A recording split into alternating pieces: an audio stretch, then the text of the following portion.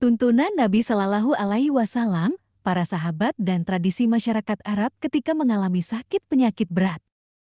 Dalam Islam, ketika seseorang tertimpa sakit, terutama penyakit berat, ada tuntunan dari Nabi Muhammad Shallallahu Alaihi Wasallam, para sahabat, para imam mazhab, dan bahkan budaya masyarakat Arab hingga sekarang dalam menghadapi ujian tersebut. Berikut ini tahapan atau cara mereka dalam menghadapi sakit. Pertama, Nabi Muhammad Sallallahu Alaihi Wasallam. Nabi Sallallahu Alaihi Wasallam adalah teladan utama dalam menyikapi sakit. Berikut langkah-langkah beliau. A. Menerima dan bersabar ridha.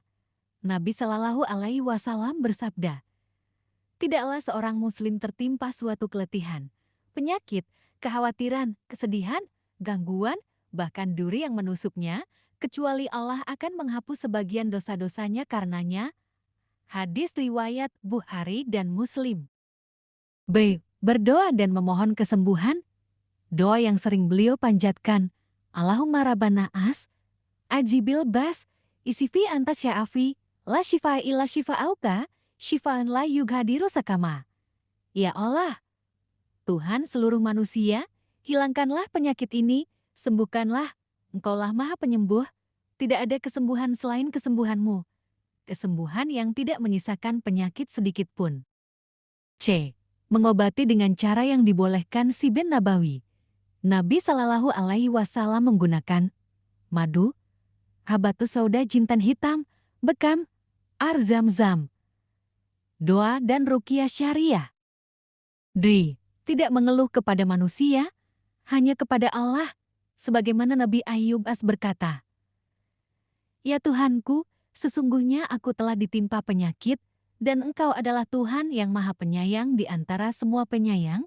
Quran Surah Al-Anbiya 83. Doa Nabi Ayub alaihi salam, Robahu ani masyaniat burua anta irhamar rohimin. Kedua para sahabat Nabi Sallallahu Alaihi Wasallam. Para sahabat meneladani Nabi Sallallahu Alaihi Wasallam dalam menghadapi sakit. Umar bin Khattab tetap memimpin umat saat sakit, sabar dan tetap menjalankan kewajiban. Abu Bakar As-Siddiq ketika sakit menjelang wafat, tetap mempersiapkan umat dan menjaga syalat. Bilal bin Rabah ketika sakit berkata, besok aku akan bertemu dengan kekasihku, Muhammad dan para sahabat. Para sahabat tidak mudah putus asa, tidak menggantungkan harapan pada dunia, fokus memperbaiki akhiratnya ketika sakit berat. Ketiga, 4 imam mazhab. A. Imam Abu Hanifah. Ketika sakit, tetap berpegang pada ilmu dan fatwa, menghindari pengobatan yang syubhat. B. Imam Malik. Tidak membolehkan pengobatan dengan hal yang najis, selalu bertawakal kepada Allah dan menjaga adab ketika sakit. Imam Syafi'i. Sakit parah di akhir hayatnya, tetap menulis dan berdakwah, menyampaikan, sakit itu penghapus dosa, dan jalan mendekatkan diri kepada Allah. D. Imam Ahmad bin Hanbal. Sakit akibat disiksa saat mempertahankan akidah, tapi tetap sabar. Beliau mengajarkan untuk tidak bergantung pada selain Allah saat sakit. Mayoritas orang Arab yang taat beragama, terutama di negara-negara seperti Arab Saudi, Yaman, Uni Emirat Arab, Kuwait, dan lainnya menghadapi sakit, terutama yang berat, dengan tahapan seperti berikut ini. Pertama, berdoa dan meruqyah diri memohon kesembuhan. Orang Arab biasanya langsung kembali kepada Allah SWT saat terkena musibah, termasuk sakit. Mereka membaca doa Nabi Ayub, Ani masaniyad durwa anta arhamur rahimin. Doa Nabi Muhammad Sallallahu Alaihi Wasallam, Allahumma rabbanas, ajibil bas, isifi anta sya'afi. Membaca surat dan ayat Al-Quran. Surah Al-Fatihah. Al-Baqarah 1-5. Ayat Kursi. Amanah Rasuluh. Surah Al-Muwazitain dan diusap ke seluruh tubuh atau ditiup ke gelas air dan diminum. Sambil dibacakan doa kesembuhan dari Nabi Sallallahu Alaihi Wasallam.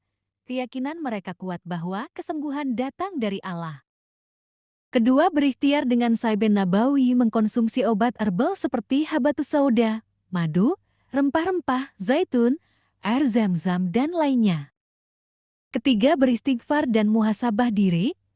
Mereka meyakini bahwa penyakit adalah ujian atau akibat dosa, dan dengan memperbanyak istighfar, bisa membuka pintu rahmat dan kesembuhan.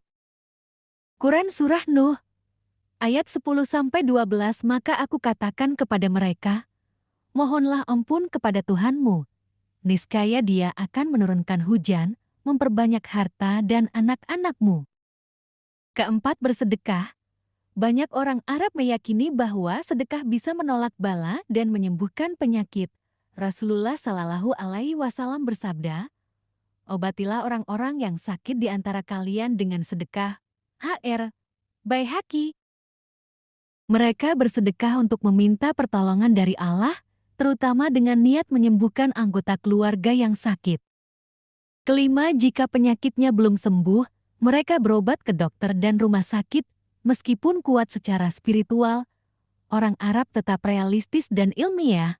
Mereka tidak anti-medis, justru banyak dari mereka menggunakan fasilitas rumah sakit modern termasuk luar negeri jika perlu.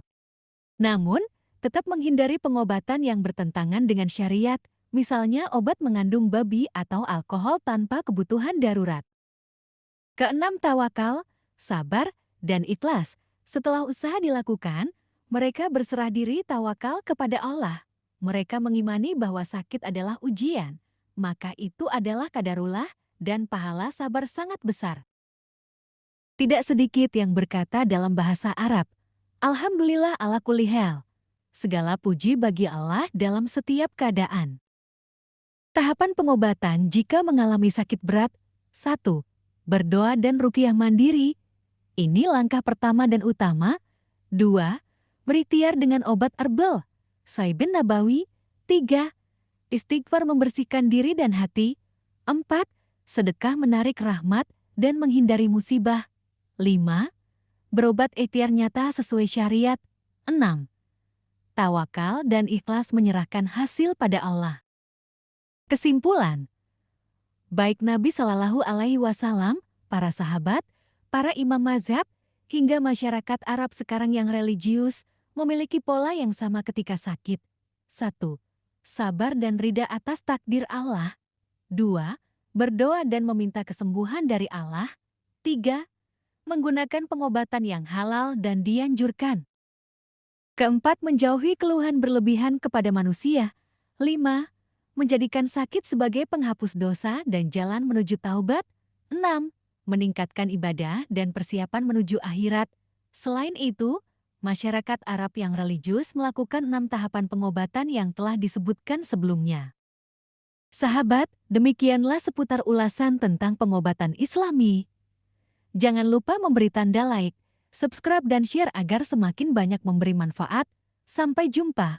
Wassalamualaikum warahmatullahi wabarakatuh.